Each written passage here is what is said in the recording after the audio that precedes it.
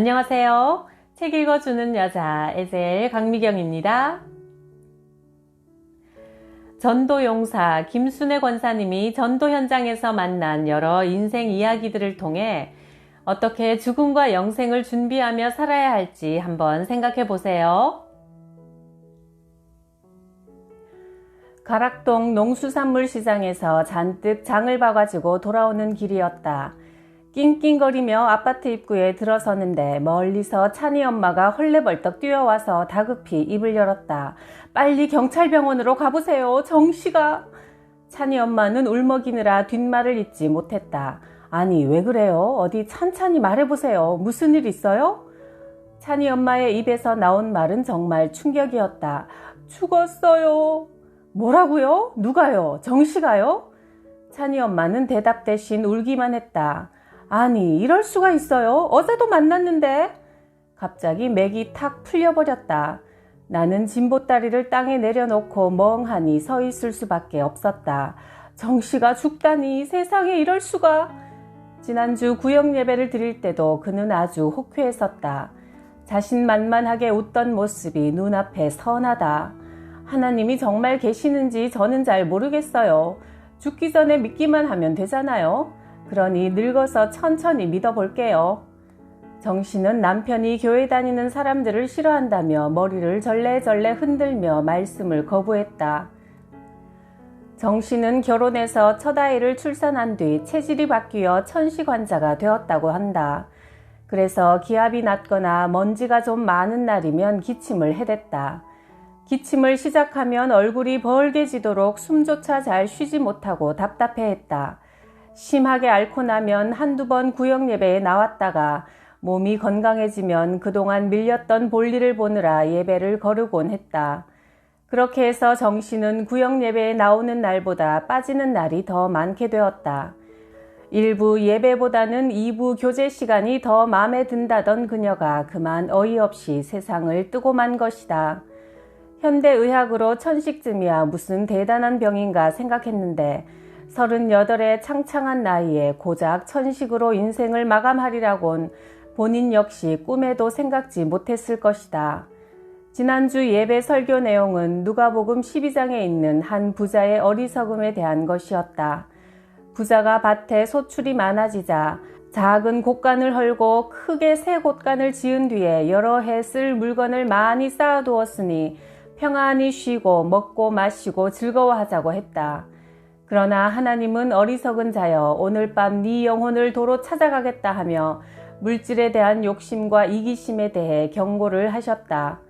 우린 이 말씀에 담긴 뜻에 대해 각자 의견을 이야기하며 특히 죽음을 대비하는 자세에 대해 말했다. 그때 정씨는 나는 아직 하나님에 대해서도 천국과 지옥에 대해서도 잘 모르겠어요. 예수님을 믿으면 천국에 간다고 하는데 나는 아직 일요일이면 놀러 가고 싶은 곳이 너무 많아요. 특히 남편이 교회에 다니는 걸 싫어하니까 이 다음에 늙어서 죽기 전에 한번 열심히 다녀볼게요 라고 했었다. 그때 나는 교사로 일할 때 직장 동료였던 이 선생의 아버지 이야기를 해주었다. 이 선생은 뒤늦게 신앙생활을 한 늦가기 크리스천이었다. 그녀는 성경 말씀을 통해 많은 은혜를 받고는 식구들을 전도하기로 마음먹었다. 가족 구원을 위해 기도하던 중 아버지가 암 선고를 받았다. 아버지가 돌아가시기 전에 구원받게 하려고 여러 번 입원해 계신 병원으로 목사님을 모시고 갔다. 평소엔 이 선생을 자녀 중에서 제일 예뻐하셨던 분이 마지막 세상을 떠나시기 전엔 그렇게 미워하셨다. 병실 문을 열고 들어서면 목사와 함께 오려면 다시는 나타나지 말라고 불호령을 내렸다. 그러다 끝내 주님을 영접하지 못한 채 이 세상을 하직했다. 아버지가 돌아가신 날 밤 이 선생은 꿈을 꾸었다. 아버지를 휠체어에 태워서 달팽이같이 생긴 계단을 내려가는데 휠체어에 갑자기 가속도가 붙으며 굴러 떨어지기 시작하더란다. 그때 그만 휠체어를 잡고 있는 손을 놓쳤는데 아래를 쳐다보니 끝도 보이지 않는 캄캄한 암흑 속으로 휠체어가 빨려 들어가는 것이다. 이 선생은 좀 더 빨리 아버지를 전도하지 못한 것을 못내 후회하곤 했다. 이처럼 죽음 직전에 마음 문을 닫는 사람도 있고 반대로 마음의 문을 활짝 열고 예수님을 구주로 영접하는 이들도 있다. 마음 문을 열고 닫는 것이 내 마음대로 될 것 같아도 절대 내 마음대로 되는 것이 아니다. 그나마 죽음 직전에 기회가 주어진다면 다행이지만 갑자기 교통사고나 심장마비로 급사라도 하면 어떻게 손서 볼 시간도 없이 죽음을 맞고 마는 것이 현실이다. 나는 그런 말을 정씨에게 들려주며 지금이 결단할 수 있는 기회가 되길 바란다고 권면했었다. 그런데 그 바로 다음 날 갑자기 정씨가 숨쉬기가 힘들고 답답하다고 했다. 그래서 구역원인 찬이 엄마가 정씨를 경찰병원으로 데리고 간 것이다. 병원으로 가면서 정씨가 찬이 엄마에게 이런 말을 했단다.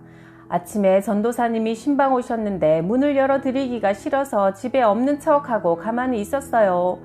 전도사님이 한참 배를 누르시다가 그냥 가시더라고요. 문 열어드릴 걸 잘못했나 봐요.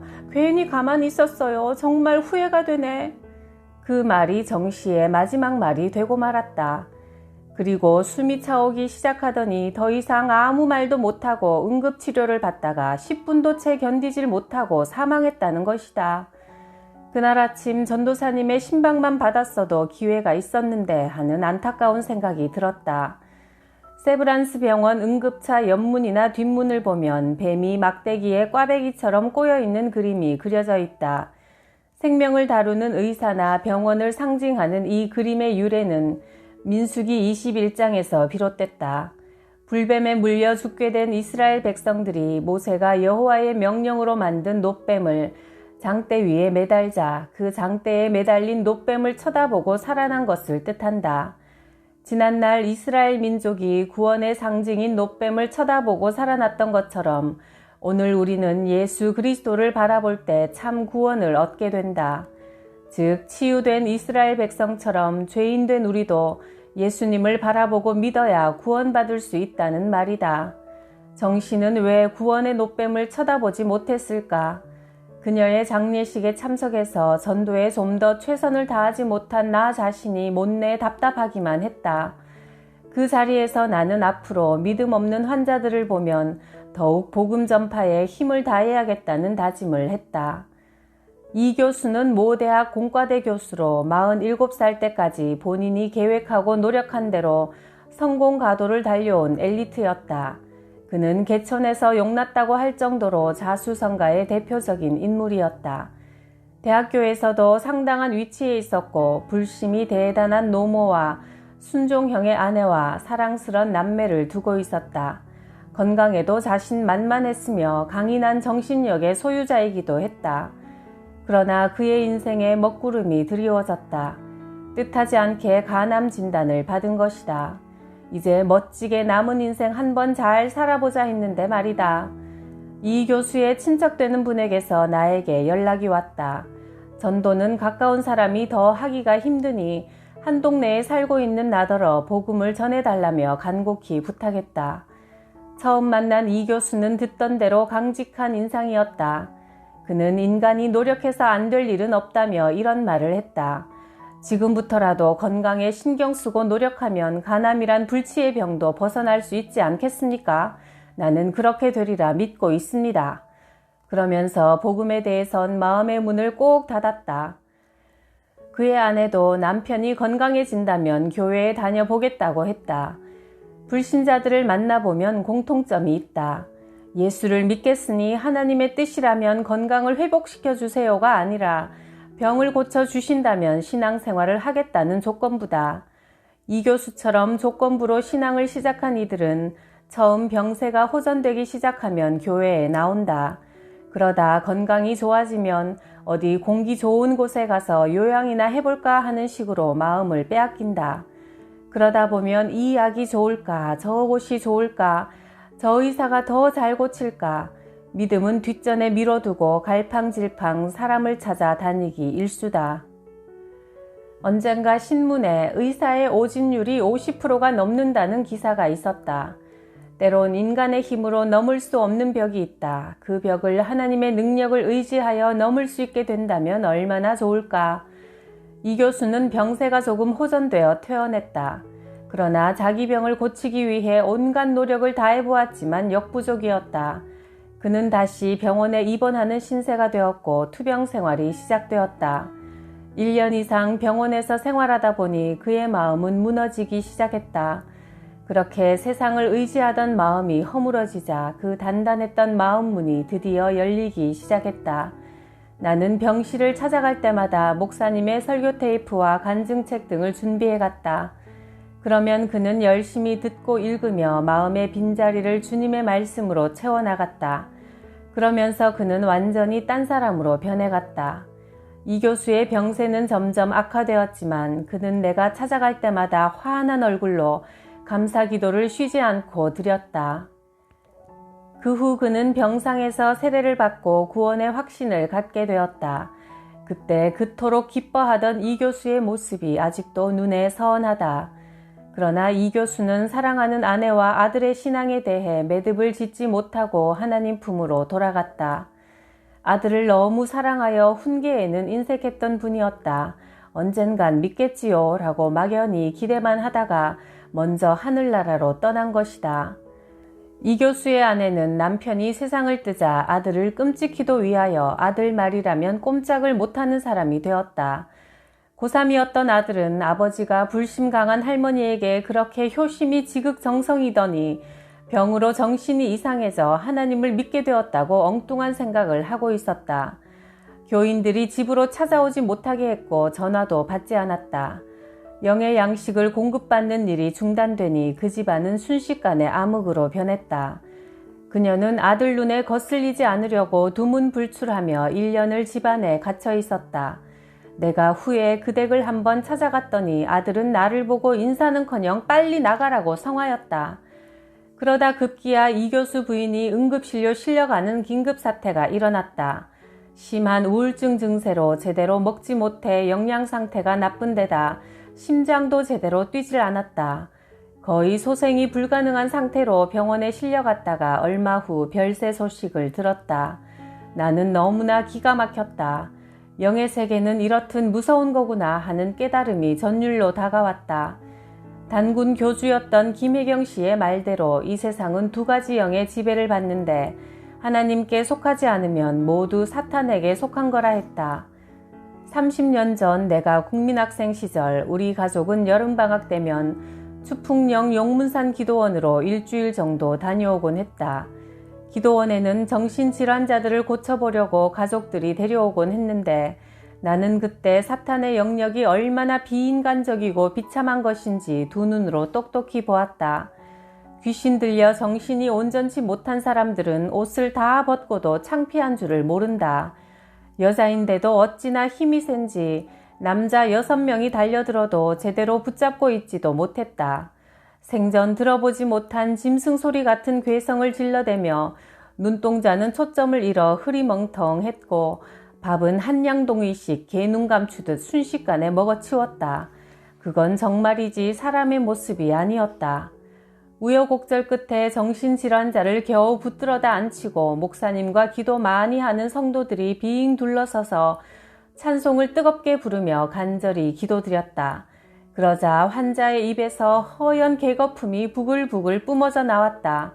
나오고 또 나오고 끝이 없었다. 그러더니 의식이 돌아오는 듯 꿈틀거리기 시작했고 눈동자도 맑게 돌아오고 사탄의 매임에서 풀려 정상의 모습으로 깨어나는 것이었다. 그렇게 쫓겨나간 귀신은 영적으로 또 연약한 자를 찾아다닐 것이다. 그러니 믿음이 연약한 사람은 함부로 정신질환자들이 많이 모이는 기도원에 가는 것을 주의해야 한다. 병에 걸리면 사람들이 맨 처음 찾아가는 곳이 병원, 무당, 절, 교회 순서라는 재미있는 통계를 본 적 있다. 정신과 의사가 과연 외과 의사가 수술하여 환자를 고치듯 정신질환자를 정상인으로 깨끗하게 되돌려 놓을 수 있을까? 인간의 힘으로 보이지 않는 영의 세계를 다룬다는 것은 어림없는 일이다. 오직 예수님의 권세로만 온전히 치유할 수 있다. 신경정신과 의사들 중 많은 분들이 정신치료는 영적 문제이니 하나님께 맡길 때만 확실하게 고칠 수 있다고 고백한다. 일반인들은 보통 문제가 생기면 무당이나 점쟁이를 쉽게 찾아간다. 일생을 이런 영적 문제에 얽매여 살면서도 교회에 와서 해답을 찾지 않고 헤매다가 죽음에 이른 경우를 나는 많이 보았다. 학식과 뼈대를 자랑하던 집안이 있었다. 그 집의 모든 대소사는 순전히 점쟁이가 좌우했다. 자녀의 결혼 문제에 있어서도 점쟁이의 의견이 절대적이었다. 아무리 상대방의 인품이 좋아도 궁합이 나쁘면 무조건 딱지를 놓았다. 아무리 사소한 일이라도 점쟁이의 손을 거치지 않고 되는 일은 하나도 없었다. 그런데 점점 일이 묘하게 꼬여갔다. 손자는 강도의 손에 어이없이 죽었고 둘째 아들은 박사 학위를 받았지만 동시에 위암 진단을 받게 되었다. 더군다나 병원으로 어머니가 찾아가면 아들이 죽게 된다고 점쟁이가 엄포를 놓는 바람에 그 말을 철석같이 믿은 어머니가 그토록 보고 싶은 아들을 면회 한번 못 가보고 참아야만 했다. 더욱이 본인 자신도 자궁암이란 사실을 까맣게 모르고 있었다. 그 집안의 큰아들이 유일하게 예수를 믿어 동생을 위해 기도로 단단히 준비하고 복음을 전하러 갔다. 감사하게도 동생은 병중에 열린 마음으로 예수님을 영접하여 구원의 확신을 가지게 되었고 그의 아내와 두 자녀도 열심히 신앙생활을 하고 있다. 그 후 그 어머니는 돌아가셨다. 결국 여생을 점쟁이 덕에 편히 지낸 것이 아니라 점괘의 미혹에 빠져 늘 마음을 졸이고 살다가 영생을 얻지도 못한 채 삶을 마치고 말았다. 어머니의 잘못된 선택이 자신은 물론 자녀들까지도 미신을 쫓는 고달픈 삶을 만들었던 것이다. 죽기 직전 마지막에 예수를 믿고 구원받는다는 것은 아마도 도박 같은 일일 것이다. 이정원 집사의 형부가 그랬다. 여의도 성모병원에서 간경화 진단을 받고 더 이상 치료 불가능한 상태가 되어 장례 준비를 하라고 가족들에게 전할 정도였다. 이 집사가 울면서 간절히 형부를 위해 기도해 달라고 내게 부탁을 해왔다. 우리 교인들은 한 번도 그의 형부를 본 적 없었지만 모두들 열심히 기도했고 목사님도 신방을 가주셨다. 이 집사 형부는 컴퓨터 회사 사장으로 건강에는 자신이 있었던 사람이다. 그는 어려서 주일학교에 잠깐 다닌 경력이 있을 뿐 신앙에 대해서는 아주 비판적이었다. 그런데 병상에서 자기도 모르게 아득히 먼 옛날 주일학교에서 열심히 불렀던 찬송 주와 같이 길 가는 것 즐거운 일 아닌가 한 걸음 한 걸음 주 예수와 함께 날마다 날마다 우리는 걷겠네 가 떠올랐다. 부르고 또 부르고 하지만 그의 병세는 점점 악화되어 혼수 상태에 빠져들었다. 구원에 확신이 없던 의사인 이 집사 남편도 만일 형님이 깨어나면 정말 하나님이 살아계심을 믿겠다고 할 정도로 형부의 상태는 절망적이었다. 그런데 기적이 일어났다. 완전히 가사 상태에 빠져있던 그가 갑자기 벌떡 일어나더니 하나님께서 나를 살려주셨다고 소리를 지르며 간증했다. 그 후 그는 복음을 전하는 선교사가 되기로 서원하고 지금 열심히 준비 중이다. 이렇듯 인간의 생과 사는 하나님의 절대 주권에 달려있다. 인간이 절대 마음대로 할 수 없는 부분이 바로 이 부분이다. 인간의 힘으로 안 되기에 절망하지 않고 전능하신 하나님께 의지하는 삶이 필요하다. 박 집사는 10년 전 유방암 진단을 받기 전까지만 해도 교회에서 신앙생활을 잘 하던 크리스천이었다. 박 집사는 갓 낳은 아들이 국민학교 입학할 때까지만이라도 생명을 연장시켜 주시기를 간절히 기도했다.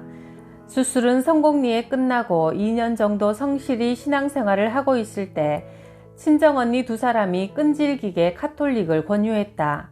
언니들은 집 가까이 성당도 있고 앞으로 병원비가 수월치 않게 들어갈 텐데 11조 부담이 없는 성당이 좋다며 박 집사를 끌어당겼다. 박 집사는 꼬박꼬박 헌금하지 않아도 된다는 말에 솔깃해 마음이 흔들렸다. 나는 박 집사에게 신앙은 더 편하게 더 쉬운 쪽으로 적당히 하는 취미생활과는 다르다며 신앙은 내가 하나님 편으로 더 가까이 다가가는 것이라고 강조했다. 성경 말씀을 읽고 배우는데 게을러지기 시작하면 기도는 점점 연불외듯이 습관적이 되고 그러다가는 결국 주님과 멀어지게 된다고 간곡히 만류했다. 하지만 그녀는 결국 카톨릭으로 가고 말았다. 시간이 흘러 작은 아이가 국민학교에 입학하게 되자 그녀 자신이 기도했던 대로 정확히 7년 만에 유방암이 재발했다. 그즈음 박 집사도 성당을 다니면서 모든 것을 명확히 판단하게 되었다. 만난 신부님들은 말씀보다 예식에 치우쳐 마음속은 날이 가면 갈수록 갈급해지기 시작했다. 친정 언니들이 다시 찾아와 미혹했다. 네가 집터가 나쁜 곳으로 이사를 가서 병이 도진 거야. 그러니 다시 이사하면 나아질 거야. 언니들은 카톨릭을 믿는 건지 미신을 믿는 건지 모를 지경이었다. 나는 박 집사를 만나 이런 말을 해주었다. 집사님이 살고 있는 아파트 터가 나쁘다면 집사님이랑 같은 줄에 살고 있는 20세대가 다 문제가 있어야겠네요. 그런데 그렇지 않잖아요. 그런 헛소리 그만 듣고 나와 함께 다시 교회 나갑시다. 나는 그날 그의 집에 있던 묵주와 마리아상, 촛대, 기도책자들을 모두 치워버렸다. 박 집사는 친정 언니들이 바른 신앙생활을 하도록 기도하기 시작했고 더 이상 편하고 쉬운 곳을 찾아다니지 않고 열심히 신앙생활을 해나갔다. 이렇듯 영적 문제는 복잡 미묘한 것이다. 교활한 사탄은 자신들의 음모를 사람들의 뒤에 숨기고 바른 신앙생활을 교묘하게 방해한다. 박 집사는 3년 동안 믿음을 굳게 다져놓고 천국 소망 가운데 주님의 품에 안겼다. 육체의 고통 없는 천국으로 간 것이다. 그 가정은 박 집사의 삶과 죽음을 보면서 분명히 깨달았다. 하나님 앞에 바르게 나아가려면 오직 말씀과 기도로 무장하여 믿음과 행함이 일치하는 삶을 살아야 한다는 것을 말이다. 인간이 피할 수 없는 두 가지가 세금과 죽음이라는 말이 있죠. 우리가 언제든 죽을 수 있는 존재라는 걸 기억한다면 어떻게 살아야 할지 답이 보일 겁니다. 영생을 준비하는 지혜로운 삶 사시길 바래요. 풍성한 추석에 하늘의 복 넘치게 받으세요.